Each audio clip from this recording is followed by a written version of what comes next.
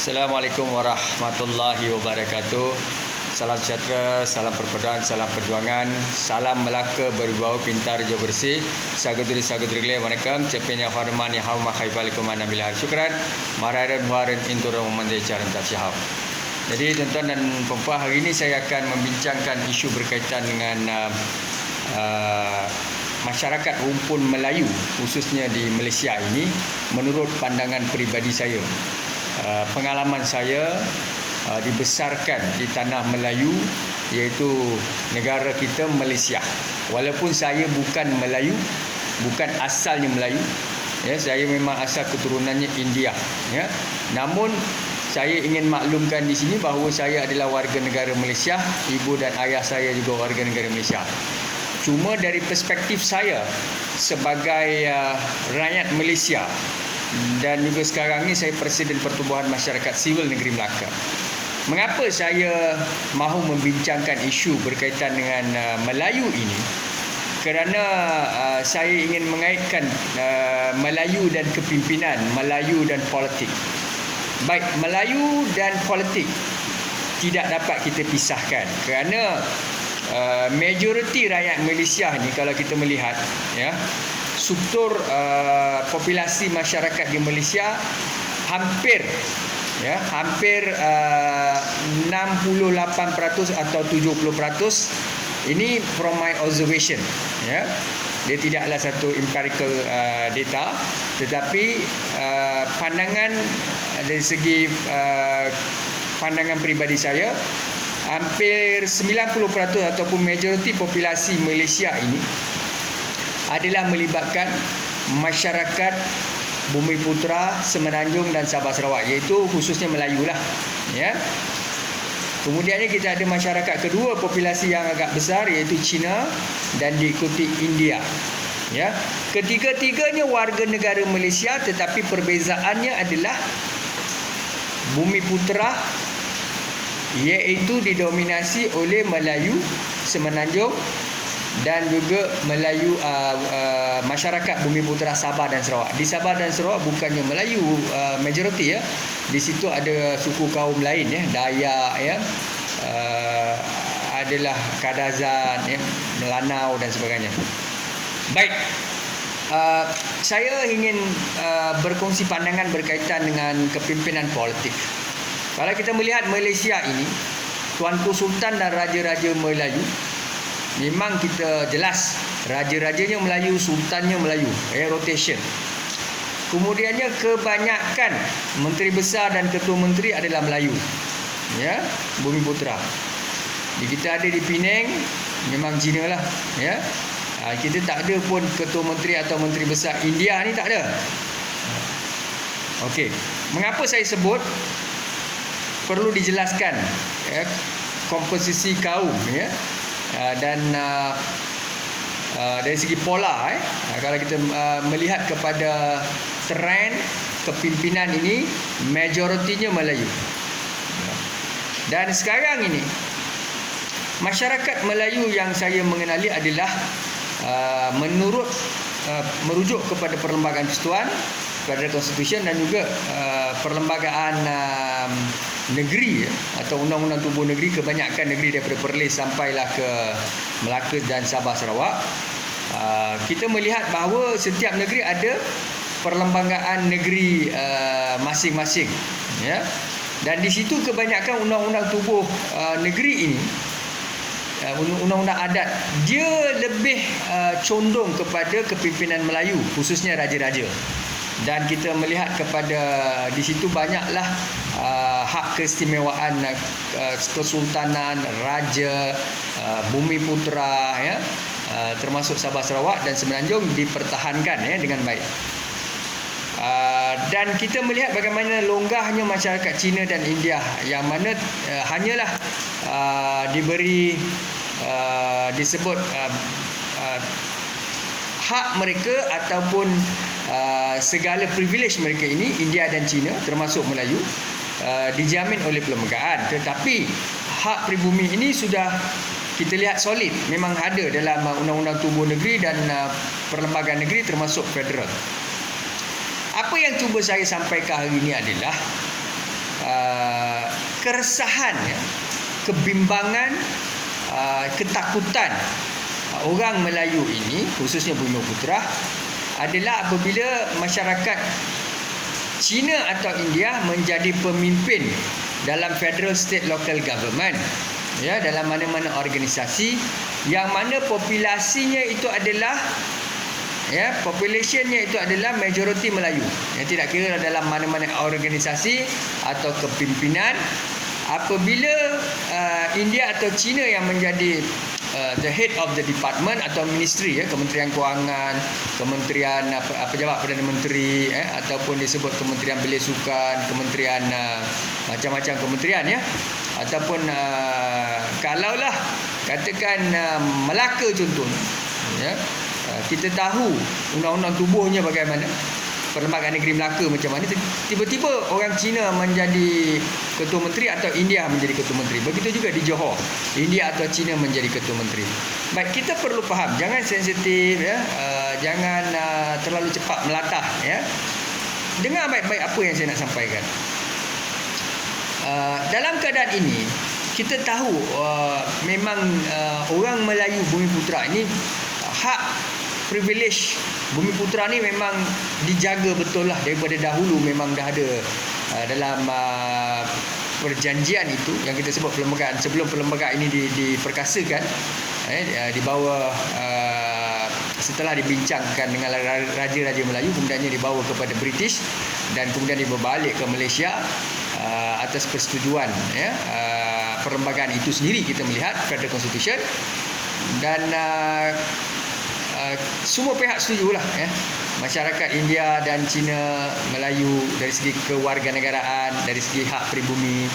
Kalau kita melihat kepada Lee Kuan Yew, mengapa Lee Kuan Yew keluar daripada Malaysia atau tidak mahu duduk merdeka dalam Malaysia, antara sebabnya itulah dia mahu hak sama rata.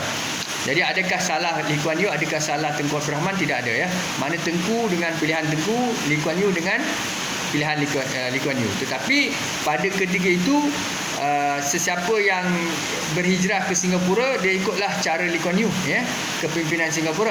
Siapa yang duduk masih setia dengan Malaya ni atau Malaysia ini, maka dia terikatlah dengan undang-undang Malaysia. Sebab itu saya, ya, kalau saya pada ketika itu, sebab saya India kan, kalau pada ketika Lee Kuan Yew ada, Tengku ada, kemudiannya ada pertimbangan pilihan kepada rakyat Melayu, India, Cina, ya, sama ada orang siapa-siapa sajalah, ya, kerana Singapura tidak mahu merdeka di dalam Malaya atau Malaysia atas sebab-sebab ialah diperjuangkan hak sama rata peribumi dan sebagainya, ya, untuk Melayu, India, Cina, Sabah, Sarawak, semuanya sama kata Lee Kuan Yew. Tetapi Tengku tidak berkenan dan tekanan politik, akhirnya Lee Kuan Yew keluar, ya.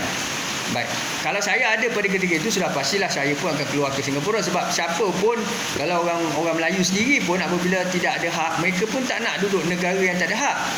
Logik ni saya cerita logik, ya. Jangan salah faham. Sebab kita di Malaysia ada Akta Polis 1997, kita ada Perlembagaan Persekutuan, kita ada Undang-Undang Tubuh dan Perlembagaan Negeri. Jadi saya nak beritahu, tetapi oleh kerana saya pun belum lahir pada ketika itu ataupun masih baby lagi, maka tak ada keputusan yang mampu saya buat, ya. Mak ayah saya lah, mereka punya tindak. Kalau mereka berhijrah ke Singapura, hari ini saya jadi rakyat Singapura, ya. Saya tidak persoalkan rakyat Malaysia atau Singapura. Ini saya cerita konteks keadaan ni, dari segi hak pribumi, hak anak jati lah dapat privilege yang sama, ya. Jadi, tapi oleh kerana perkara itu tidak berlaku, sebab itulah kita di Malaysia ni saya melihat masyarakat Melayu Bumiputera ni mereka dominan. Mereka memimpin federal state local government. Apabila hak kedudukan ataupun mereka sebagai ketua jawatan ini tercabar, mereka takut, bimbang, resah, gelisah. Di sinilah berlakunya tidak boleh menerima, ya, kalaupun menang pilihan raya, ya, menang federal state local government by election dan sebagainya, dia akan ada satu term tu atau satu tahap tu keresahan, kegusaran yang berpanjangan, ya. Kalau nak timbulkan sikitol, isu orang mengasut dan sebagainya, itu sampingan lah. Tetapi hakikatnya memang kebimbangan masyarakat dominan itu, masyarakat majoriti itu ada. Jadi masyarakat India, Cina, ya, yang kumpulan-kumpulan yang kecil ini, walaupun warga negara dan sebagainya, dalam keadaan itu kita perlu rasional sedikit, ya. Di mana kenapa keresahan kebimbangan di kalangan masyarakat Melayu itu wujud, ya. Cumanya bagi saya apabila kalau kita melihat kerusi DUN dan Parlimen, contohnya pilihan raya di Melaka lah, katakan kebanyakan kerusi DUN dimenangi oleh satu parti politik, bukan Bumiputera Melayu. Ini bukan resis, ya. Ini bukan resis. Dengar baik-baik dulu, ya. Kalau dimenangi oleh, saya tak nampaklah ada satu parti kuat India di Malaysia ni. MIC dah hancur lah, memang tak kuat langsung. DAP Cina, ya, memang kuat. Saya nampak dia solid lah. Dia boleh, nak cakap dia kuat tu bukan kuat apalah. DAP ni dia boleh di Melaka pun memang kerusi dia lebih dalam Pakatan Harapan. Amanah 2, PKR 2 Jalan DUN lah. Okey. Jadi kalau kita melihat DAP ni ada 7. Kalaulah contoh DAP, ya, dia menang di Melaka, walau macam mana pun Ketua Menteri takkanlah dilantik di kalangan orang Cina. Kita tahulah apa yang berlaku pada pilihan raya 2018 yang lepas, yang mana Tuan Adli Zahri, ya, daripada walaupun tak ada majoriti dalam parti itu, parti komponen pembangkang, tetapi undang-undang tubuh ataupun perlembagaan negeri mahukan Melayu menjadi Ketua Menteri. Akhirnya Tuan Adli Zahri menjadi Ketua Menteri Melaka. Persoalan saya sekarang ini adalah, kalau kita melihat dalam konteks ini, di situ kita melihat walaupun China menguasai atau India menguasai, tetap ada undang-undang tubuh negeri ini mahukan Melayu. So kita perlu faham interimnya, undang-undangnya, perlembagaannya. Undang-undang yang paling tinggi di Malaysia adalah Perlembagaan Persekutuan. Mana-mana enactment akta ordinan yang bercanggah dengan Federal Constitution batal. Jadi, dan kita juga ada undang-undang negeri, undang-undang tubuh negeri, termasuklah macam mana DUN dibubarkan di Melaka, ya, pasal 4 perkara 18. TYT ada hak lah untuk membubarkan dan sebagainya, ya, atas kehendak Ketua Menteri dan sebagainya.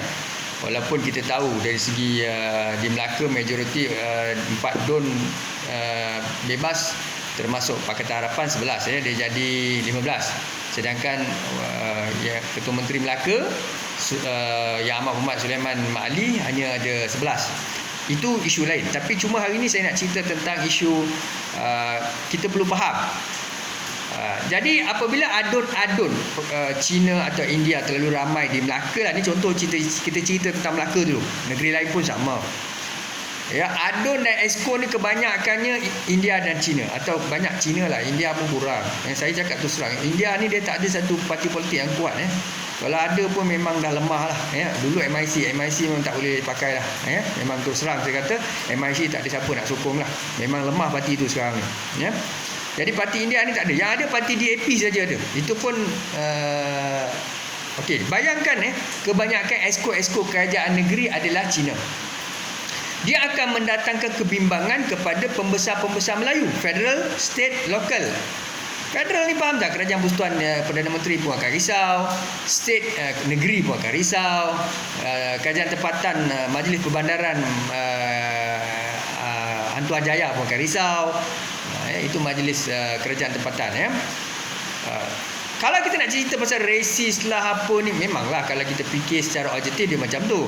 Tetapi apa yang kita perlu faham, oleh kerana dominan masyarakat majoriti, raja-raja Melayu, tuanku Melayu, TYT Melayu, ketua jabatan Melayu, ketua pusat tanggungjawab. So sebab itulah bila mana YB China bergerak, YB India ramai, kalau setakat 2-3 orang dia tak ada masalah. Tetapi oleh kerana 2-3 orang tapi didominasi oleh Melayu, kalaulah didominasi oleh India dan China, dia jadi isu. Suka tak suka, terima tak terima, nak cakap resis tak resis, itulah hakikatnya. Sebab itulah cumanya pesan saya lah, ya. Kalau tanya saya secara peribadi, perlu tak di Malaysia ni kita pandang kulit, agama, kaum? Memanglah saya kata tidak perlu. Ya, tidak perlu, tidak ada dalam Al-Quran pun Allah tak sebut benda ni. Dalam Nabi pun tak pernah buat akhlak Muhammad, akhlak Quran, ya. Tak ada. Ya, dalam Islam Allah suruh kita berlaku adil. Jadi kenapa tak nak berlaku adil? Kita perlu faham itu Al-Quran, ya, akidah, firman Allah dan akhlak Muhammad. Tetapi Melayu ini kepimpinan, ketuanan, legacy, So yang Al-Quran itu Al-Quran, ya. Yang apa ni, sunnah itu sunnah Nabi. Tapi bila kepimpinan, kemelayuan, kesultanan ini, mereka ada satu undang-undang yang objektif dan jelas, konkret. Sebab itulah mereka rasa gusar dan takut. Cumanya bagi saya, kalau tanya saya secara jujurnya, di Malaysia adakah mana-mana pihak anti Melayu, anti India, anti Cina, anti DAP? Dia begini. Yang anti ni adalah mereka yang taksub dalam parti politik tertentu. Kalau ada dalam BN atau PH, mereka antara mereka yang taksub, yang fanatik. Tetapi bagi saya, majoriti masyarakat yang berfikir secara waras, mereka bukanlah fanatik, mereka pun tidak ekstrim. Tapi ada beberapa individu ekstrim lah, itu terpulang. Tapi bagi saya, kita perlu ingat, apabila Melayu ini tidak kuat, ini masalah. Dalam mereka dominan, dalam mereka hak-hak mereka solid memang ada dalam undang-undang tubuh dan juga perlembagaan persekutuan. Itu jelas, ya. Tapi kalau mereka lemah, ni masalah. Mereka lemah, mereka ada masalah kepimpinan, mereka ke belakang, mereka tidak boleh bersaing, mereka ketinggalan. Sebab itu dasar ekonomi baru diwujudkan. Dasar ekonomi baru itu diubah, fasa demi fasa, kan. Tetapi masyarakat Melayu masih lagi didapati ketinggalan daripada bangsa Cina dan bangsa India. Jadi persoalan di sini adalah sampai bila perlu ada satu keseimbangan itu ataupun check and balance ini. Dia sampai Melayu ini lebih berkuasa, lebih kukuh, lebih mempunyai imuniti ataupun disebut lebih mempunyai mandat kepimpinan atau lebih terserlah, lebih ke depan, barulah mereka boleh terima, ya. Sebab memang itulah hakikat dia. Kalau India ke depan, Cina ke depan di Malaysia, Melayu ke belakang, dia akan ada kegusaran majoriti daripada populasi dan pembesar-pembesar dan juga pemimpin-pemimpin, sebab tekanan-tekanan politik, tekanan-tekanan sarjana, profesor, tekanan-tekanan golongan profesional yang menekan ahli politik, pembesar Melayu dan sebagainya, ia menyebabkan pembesar Melayu, khususnya Raja-Raja Melayu dan Tuanku dan Perdana Menteri, Ketua Menteri, Menteri Besar mahu menjaga populasi Melayu yang dilihat lemah daripada kaum Cina dan India. Baik, persoalan di sini, adakah kita perlu meminggirkan orang India, orang Cina, orang Portugis, ya, kaum yang bukan dominan ini daripada kaum Melayu? Tidak perlu ditinggalkan atau tidak perlu dilihat kaum-kaum ini kaum-kaum second class citizen, third class citizen. Tidak perlu. Cumanya masalah sekarang ni adalah macam mana nak perkasakan Melayu ini daripada dahulu sampai sekarang. Memang hakikatnya memang dari segi laporan di Parlimen, Dewan Rakyat dan sebagainya dikatakan masih lagi Melayu lemah. Dan akibat daripada masalah ini menyebabkan masyarakat Cina dan India ada masalah, tak boleh nak compete each other dengan baik. Jadi sebab itulah saya mendoakan dan mengharapkan supaya khususnya pemimpin-pemimpin Melayu, ya, sarjana scholars, professors, think tank dan sebagainya, frontliner dan sebagainya, supaya kita melihat begini, mengapa Melayu ini lemah kadang-kala? Mengapa kuasanya ada pada Melayu? Ketua Menterinya Melayu, Menteri Besarnya Melayu, ya, Jemaah Menterinya Melayu. Daripada dulu 60 tahun, ya, 64 tahun merdeka memang Melayu yang pegang. Tetapi tak boleh nak perkasakan Melayu ni. Dekat situlah kita ada sesuatu yang tak kena. Sama ada rasuah, sama ada salah guna kuasa, sama ada ketirisan, sama ada orang yang berkuasa di atas itu menyeleweng, ada seperti yang kita maklumlah, yang kaya 2-3 kerat Melayu, bukannya beratus ribu Melayu yang di bawah ini. Di bawah ini beratus ribu Melayu yang di bawah ni miskin daif, papa kedana, memang susah. Termasuk India dan Cina, papa kedana yang susah. Jadi persoalan saya di sini, macam mana nak selamatkan Melayu? Sebab itulah saya mendoakan baik pilihan raya di negeri Melaka ataupun di mana-mana federal state local government. Yang pertama, orang Cina, India, apa kaum sekalipun di Malaysia, mereka boleh menerima kepimpinan Melayu. Sebab kita tidak resis dan kita di Malaysia ni memang bersatu teguh, bercerai roboh. Kita tak ada masalah. Tetapi apabila ada di kalangan pemimpin Melayu, pemimpin Cina, pemimpin India yang rasuah dan salah guna kuasa, yang kleptokrat, ini yang masalah. Jadi sekarang kebanyakan pemimpin-pemimpin yang ada kuasa hierarki yang mempunyai jawatan di atas itu adalah Melayu Bumiputera. Dan kes-kes skandal rasuah dan sebagainya melibatkan Melayu Bumiputera. Dan adalah kes-kes melibatkan India dan Cina itu, tetapi tidak ramai. Ditambah pula dengan golongan Cina dan India, masyarakat warga negara ini, dia pun memang tak ramai lah. Yang paling ramai adalah Bumiputera. Jadi apapun, saya rasa sukar untuk selesaikan masalah kepimpinan politik di Malaysia. Kita akan ada isu-isu berkaitan dengan no Anwar, no DAP, no Anwar ni sampai kiamat dia takkan habis. Selagi isu orang Melayu ini mendapat satu kedudukan disebut yang terjamin, ataupun mereka punya privilege itu lebih terjamin, ini tidak jelas. Hanyalah disebabkan oleh, bukannya salah kepada golongan-golongan seperti India, Cina dan sebagainya, bukan. Dia bermasalah daripada struktur kepimpinan orang Melayu yang sebahagian segelintir, bukan semua orang Melayu. Majoriti orang Melayu ni baik, beriman, bertakwa, orang baik-baik. Cumanya ada beberapa kerat ni yang pemimpin-pemimpin, ada juga frontliner, ada juga think tank, ada juga scholars professor, ada setengah, bukan semua scholars professor begitu. Ada yang korup, yang salah guna kuasa, yang salah beri maklumat, yang tidak mempertahankan, menentang rasuah, seperti mana Datuk Ayub Khan Maidin Piche dan Datuk Seri Abdul Hamid Bado menyatakan bahawa ulama sendiri terpalit dengan rasuah. Ramai ulama yang diketahui oleh Special Branch memang korup. Begitu juga pemimpin-pemimpin Melayu ni ramai pergi umrah, pergi haji balik, pergi umrah dan haji minta ampun pada Allah, datang Malaysia buat rasuah balik. Itu kenyataan Datuk Ayub Khan Maidin Piche. Baik, tuan-tuan dan puan-puan, mengapa saya kupas topik ini? Sebab saya kebetulan memang ada pilihan raya di Melaka ini, Jadi itulah pandangan saya secara peribadi. Kalaulah UMNO, sekarang kalau kita melihat parti Melayu yang nampak Melayu lah, parti Melayu, PKR ni dia bukan parti Melayu. Sebab selalu orang cuba bandingkan PKR dengan UMNO, Pejuang dan sebagainya. PKR ni dia campur. Yang betul Melayu ni adalah UMNO, Pejuang. Bersatu ni saya kurang pastilah, kalau ia pun bersatulah. Masalahnya adalah kemampuan parti UMNO tu sendiri. Kalau salah memang UMNO salah, kalau salah memang Bersatu salah, kalau salah memang Pejuang salah. Ini dari segi integriti, dari segi amalan kepimpinan, accountability. Sebab perlu melihat parti itu mampu atau tidak untuk branding, keluar daripada kemelut. Tapi sekarang parti keramat UMNO ni, parti UMNO adalah parti keramat orang Melayu. Orang Melayu dan UMNO ni tak boleh berpisah. Buatlah berbanyak parti pun, tapi mereka tetap dengan semangat UMNO-nya, dengan lagu UMNO-nya. UMNO, saya lupa dah lagu tu.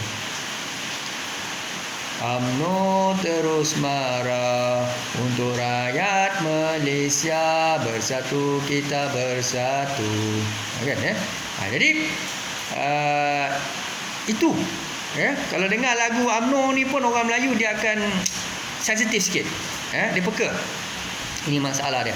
Jadi sebab bagi saya nak branding, nak betulkan UMNO ni macam mana. Jadi pemimpin-pemimpin atasan yang ada masalah kena reda, kena taubat nasuha, kena keluar.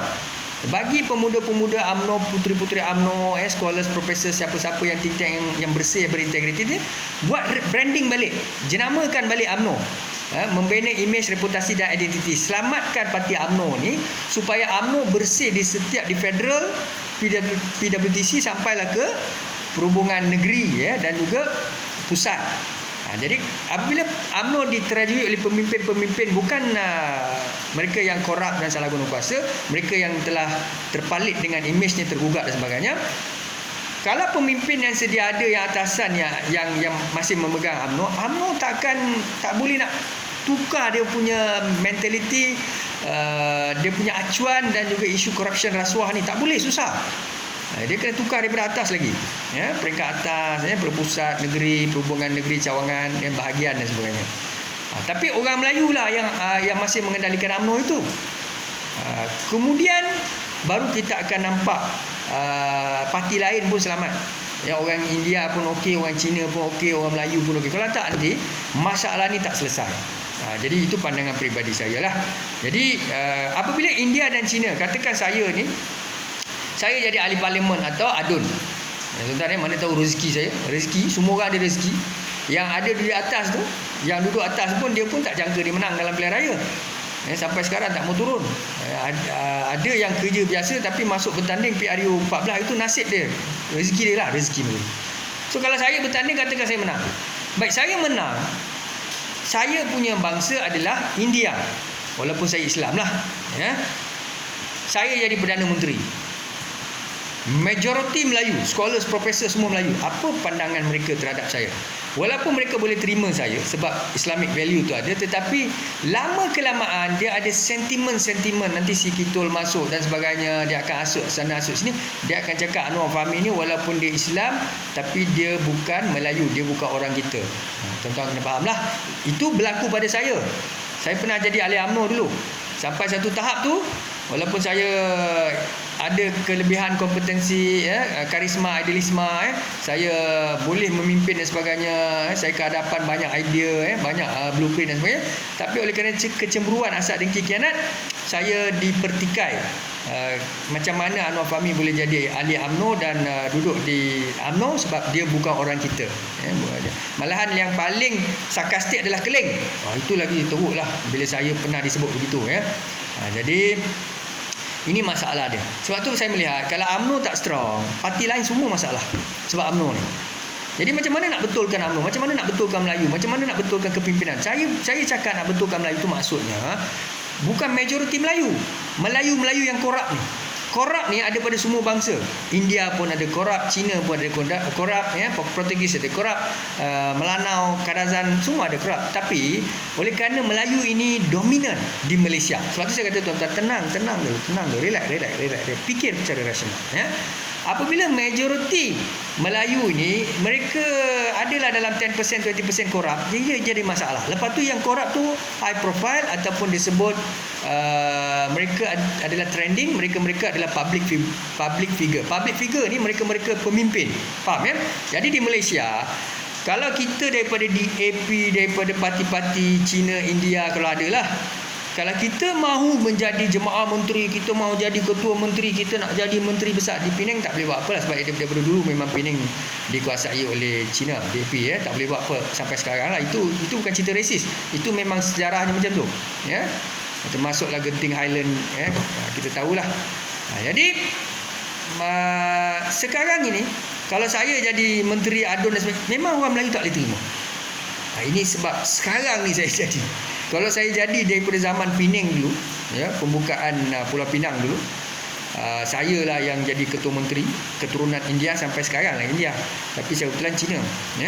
Itu yang kita kena faham. Jadi bagi saya, kita hidup di Malaysia ni jangan timbulkan isu perkauman, jangan benci-membenci, jangan mengasut. Apa yang saya nak sebut di sini adalah jangan terlalu gairah lah untuk menandingi Melayu dari segi kepimpinan politik. Sangat sukar. Dia akan jadi masalah kemudian hari nanti. Sebab majoritinya itu memang Melayu. Tapi bagi saya, India dan Cina tak ada masalah. Mereka bukan nak kejar sangat politik. Masalah mereka adalah pemimpin-pemimpin yang harapkan pegar makan padi ni. Ialah memanglah didominasi oleh pemimpin-pemimpin orang Melayu, tapi adakah mereka ini berintegriti, beraccountability? Kita tengoklah kes mahkamah 80 kes, 70 kes, walaupun disebutnya kerana memilih kes ataupun pertuduhan politik, dendam kesumat dan sebagainya, sengaja mengheret orang-orang pemimpin UMNO ke mahkamah dan sebagainya. Jadi apapun tuan-tuan nak membuat, niat saya baik. Saya nak jelaskan, saya tak tahu berapa orang yang akan tengok video saya, tapi itulah hakikatnya di Malaysia. Yang pertama, Melayu kena steady dulu. Kalau Melayu tak steady, semua akan ada masalah. Jadi sampai bila kita nak tunggu Melayu steady ni? Dekat situ ada tanda soal. Jadi sebab itulah kita minta supaya cepat-cepatlah, sebab Tuanku Sultan Raja Najrin telah menyatakan bahawa ukama, ulama, anbiya, profesor, sarjana, think tank, frontliner tak boleh diam membisu. ya, membiarkan rasuah menjadi-jadi, kleptokrat, salah guna kuasa terang-terangan dan sebagainya. Pemimpin, scholars, profesor, ulama dan sebagainya kena berani mencegah rasuah, menolak rasuah. Naib Chancellor pun ada korup, ya, di Terengganu. Macam mana ni? Ya, ustaz pun korup. Macam mana nak buat? Jabatan agama pun korup. Macam mana nak buat lagi dah? Sebab itulah tuanku cakap, memang pahit, bukan nak aibkan, tapi memang pahit, tapi kena telan dan buktikan, bersihkan diri, maka kita semua selamat, ya. Baik Melayu, India, Cina, Sabah, Sarawak, Kedah dan Pulau asli, jangan ada yang korup dan salah guna kuasa. Hormati Undang-Undang Polis 1997, hormati Raja-Raja Melayu, Tuanku Sultan, ya. Hormati Perlembagaan Persekutuan, ya. Jangan lakukan jenayah, salah guna kuasa, mengasut dan sebagainya. With that, syukran dan terima kasih. Assalamualaikum warahmatullahi wabarakatuh.